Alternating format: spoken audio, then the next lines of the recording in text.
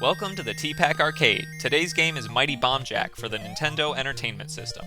In this 1987 platformer from Tecmo, jumping hero Jack is out to rescue the royal Pamara family, trapped in an ancient pyramid by the Demon King. The goal here is to navigate through the pyramid's 17 levels by collecting all the balloons in each room and grabbing bonus items from treasure chests along the way, which would be pretty straightforward if not for all the variables involved. First is the enemies. 4 will accumulate to attack you no matter where you are on screen. They materialize as mummies and quickly transform into flying monsters that all chase you in slightly different ways. There are skulls, beetles, birds, fireballs, jet-fueled turtles, and a thing that looks kinda like a chipmunk with wings and fangs. And since you have no means of attack, the only reliable way to deal with them is to run away fast enough that they scroll off screen. At that point, they still rematerialize, but at least you bought yourself some time. And speaking of time, that's the next variable. A clock is constantly counting down to your demise, and the only way to turn it back is by collecting items called mighty drinks. You're like a hummingbird that has to sip a constant stream of nectar just to maintain your insane heart rate, or else you'll die in like a minute and a half. The third variable is the power-up items, called mighty coins. You can stockpile up to 9, and activate them to increase your power level for a limited time. The first 2 levels allow you to open orange treasure chests, but sometimes all this does is reveal another mighty coin to replenish the one you just used. Like a vending machine that'll give you a quarter for the low price of a quarter. The third power level is more useful though. It turns all the enemies into coins and allows you to enter certain bonus rooms and collect special items. And I can't forget to mention how you navigate the stages in Mighty Bomb Jack. You've got this crazy high moon jump, and you can float laterally on your descent by spamming the action button. I felt like I was gonna get carpal tunnel from mashing A so much to swerve back and forth, but this is a no balloon left behind mission.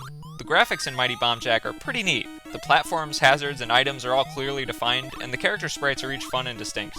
The only problem here is the clashing themes. Bomb Jack seems to be a superhero, and he's running around an Egyptian pyramid trying to rescue what appears to be a European monarch from the clutches of a straight-up demon. That's like 4 things that don't go together in the slightest, and it confuses me as much as people who walk around in shorts and a heavy coat in the dead of winter. Just pick a lane, you're making my brain hurt. The music and sound effects here really play up the game's arcade origins. I love the catchy stage themes, especially the bonus room music, and the item pickup noise is bright and fun too. The most novel aspect of Mighty Bomb Jack is just how loaded the game is with convoluted secrets, which brings me to the difficulty factor.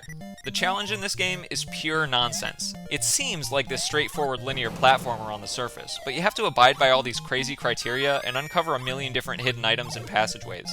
To rescue all the members of the royal family at the end of the game, you have to collect at least 5 secret coins and both of the hidden crystal balls throughout the stages. For just one example, there's a crystal ball in stage 12, and to get it, you need to land on an invisible treasure chest to uncover a Sphinx item, which unlocks a hidden door in the middle of a fire pit, which leads to a maze with 36 rooms, which contains a second hidden Sphinx to access the chamber with the crystal ball, which happens to be stuck in a box that's only unlocked by jumping on a specific undefined block a certain amount of times.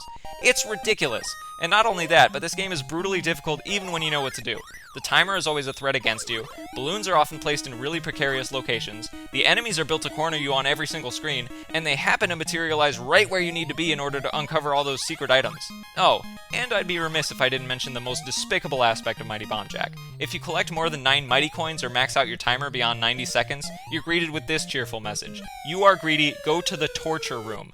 And you're subsequently thrown into a chamber full of enemies where you have to jump and dodge them 50 times just to get back to the level you were on. But the worst part is, there are no continues in this game. Once you burn all your lives, it's back to the very beginning. So you may be wondering how in the world I beat Mighty Bomb Jack, and the answer is I cheated. First off, I bookmarked every section of the game so I could have infinite attempts. And second, I found a really comprehensive guide on strategywiki.org. I don't know who wrote it, but they detailed every single step to finishing the game with the best ending, and I owe my victory to their madness. It might as well be the 9th beatitude. Blessed are the video game savants, for without their skills and documentation, I could never beat Mighty Bomb Jack. I must say though, in spite of all my ranting and frustration, all of those hidden secrets are probably my favorite part of Mighty Bomb Jack. They give the game this mystique of being an unexpectedly deep experience hidden behind a run-of-the-mill arcade platformer, the kind of thing you could spend a lifetime trying to completely decipher. But if I could change one thing, I'd at least offer unlimited continues for each stage.